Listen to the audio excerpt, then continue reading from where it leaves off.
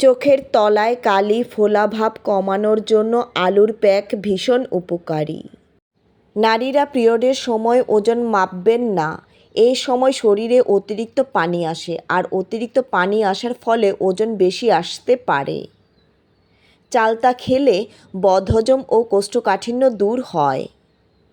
শরীর থেকে যে কোনো দাগ দূর করতে অ্যালোভেরা লাগান। তৈলাক্ত সামুদ্রিক মাছ খেলে খারাপ কোলেস্টেরল দূর হয়।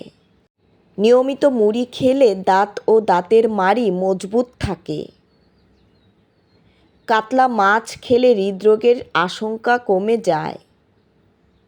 পুঁটি মাছ খেলে শরীরের শক্তি দ্বিগুণ বৃদ্ধি পায়। ভেটকি মাছ খেলে রক্তচাপ নিয়ন্ত্রণে থাকে। পাঙ্গাস মাছ খেলে হাড় এবং দাঁত মজবুত হয়। রুই মাছ খেলে স্মৃতিশক্তি দ্রুত বৃদ্ধি পায়। অলিভ অয়েল ঠোঁটে মাসাজ করলে ঠোঁট গোলাপি ও আকর্ষণীয় হয়।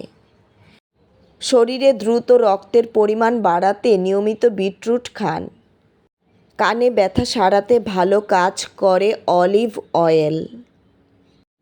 তালের শাঁসে আছে ভিটামিন বি ও সি, যা বমি বমি ভাব দূর করে ও আমাদের খাওয়ার রুচি বাড়াতে সাহায্য করে। কাঁঠালে ক্যালসিয়াম থাকে, যা হাড় শক্ত রাখে। পুদিনা পাতার ক্যান্ডি বা টফি আপনাকে তামাক প্রত্যাহার প্রতিরোধে সাহায্য করতে পারে।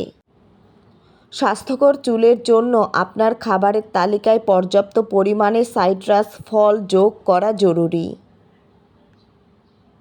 জয়েন্টের ব্যথা থেকে শুরু করে যে কোনো ধরনের ব্যথা যন্ত্রণা কমাতে সহায়ক আদা ও হলুদ। পেঁয়াজ সালফার সমৃদ্ধ যৌগগুলোর একটি দুর্দান্ত উৎস, যা হাড়কে মজবুত রাখতে সহায়তা করে। হাঁটুর ব্যথা দূর করতে চান তাহলে প্রতিদিন রাতে কালো জিরার তেল হাঁটুতে মালিশ করুন। নারিকেল তেলের সঙ্গে মেথি মিশিয়ে সেই তেল ব্যবহার করলে চুলের গোড়া শক্ত ও মজবুত হয়।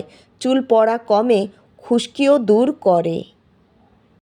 বাড়তি ওজন কমাতে চাইলে ভাতের বদলে মসুর ডাল খেতে পারেন। এতে ক্ষুধা হ্রাস পাওয়া সহ ভরা পেটের অনুভূতি থাকবে দীর্ঘক্ষণ।